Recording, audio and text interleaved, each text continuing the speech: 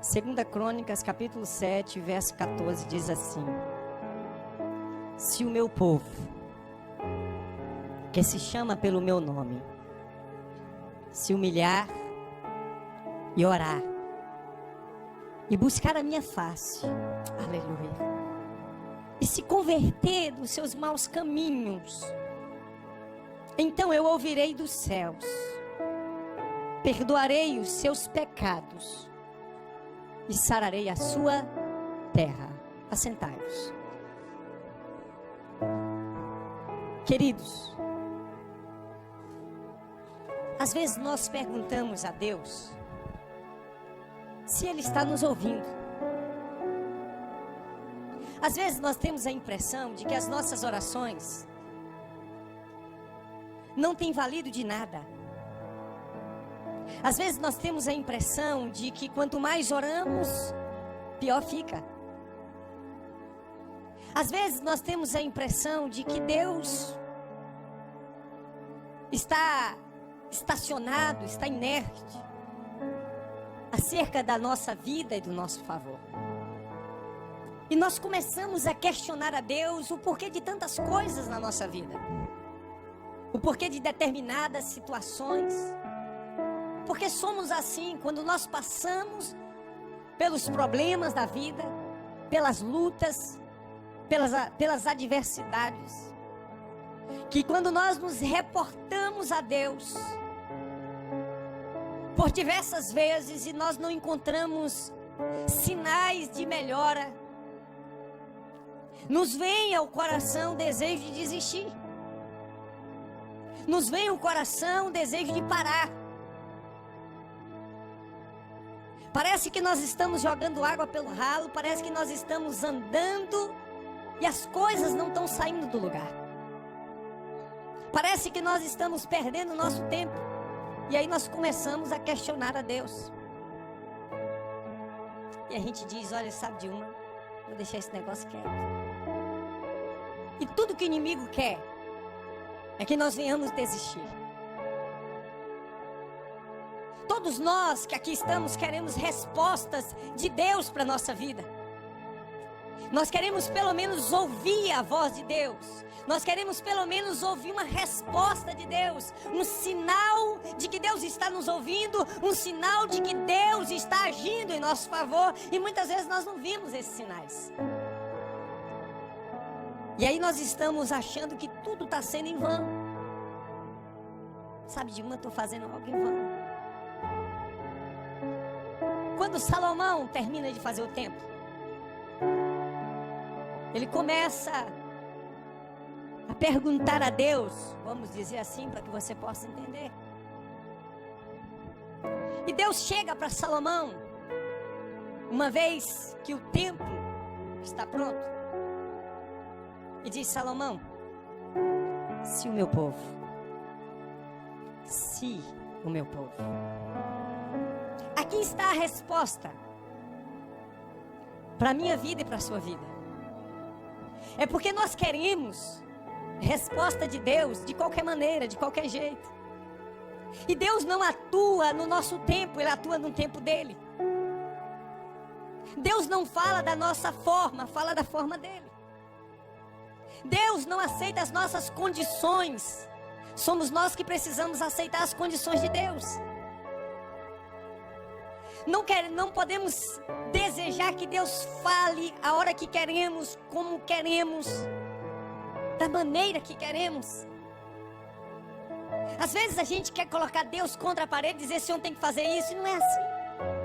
Porque quem é soberano é Deus e não nós. Quem é Deus é Ele, não nós. Quem manda é Ele, não nós. Quem conhece passado, presente e futuro é Ele e não nós. Quem sabe o melhor para a minha vida e para a sua vida é Ele, não nós. Quem tem que se adequar à vontade somos nós. Deus não pode se rebaixar aos nossos caprichos. Deus não pode se adequar a nós. Somos nós que precisamos nos adequar a Ele. E o que cabe a mim e a você é nos adequarmos à vontade soberana e perfeita de Deus. Existe uma vontade, existem uns princípios que precisamos seguir para que essa resposta venha à nossa vida. E nós não podemos ser enganados a ponto de acreditar que qualquer oração resolve tudo. Não é assim que funciona a vontade de Deus. Não é dessa maneira. Mas quando a gente vai para as Escrituras, a gente aprende a voz de Deus. Deixa-me te dizer uma coisa. Quando um pregador, quando um pastor, ele abre a Bíblia e ele começa a destrinchar as Escrituras, expor as Escrituras, não é o pregador que está falando com você, é o próprio Deus. Nós precisamos ser igreja que volta a olhar para as Escrituras como boca de Deus para nós.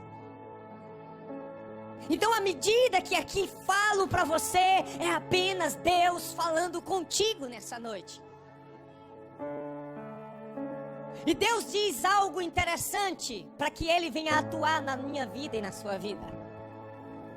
Deus traz 4 princípios para trazer resposta para nós. Quer resposta de Deus? Quer agir de Deus na sua vida? Aprenda esses 4 princípios. Quando nós aplicamos esses 4 princípios mencionados em 2 Crônicas, Deus se levanta do trono. Os seus ouvidos ficam atentos às nossas orações e as suas mãos se estendem para nós. A primeira coisa que vem nesse versículo é se humilhar. Primeiro princípio, se humilhar. Isso fala sobre nos tornar humildes, em sermos humildes. Porque tem pessoas que não é humilde, estar humilde. Estar humilde não é ser humilde. Estar é uma condição temporária. Ser uma condição permanente. Nós precisamos aprender o princípio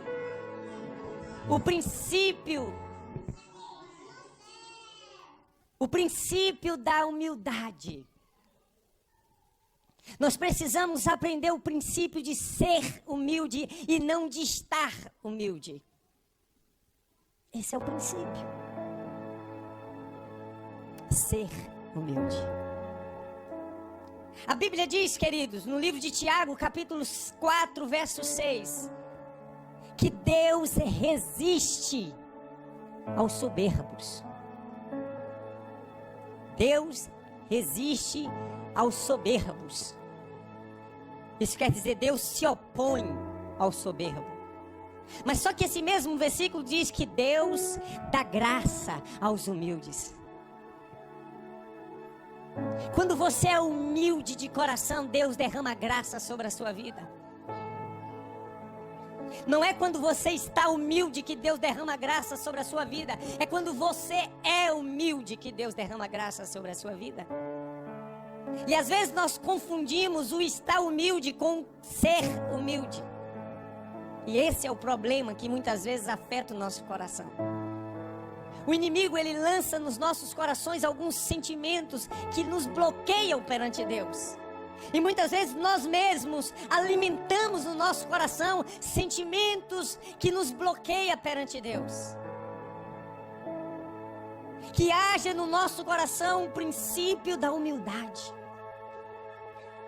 Que sejamos humildes, eu e você. De coração quebrantado. Sabe o que o salmista diz? Que Deus não resiste. Olha a onipotência e onisciência de Deus. E o salmista diz que Deus não resiste a um coração quebrantado. Só pode ter um coração quebrantado quem tem um coração humilde.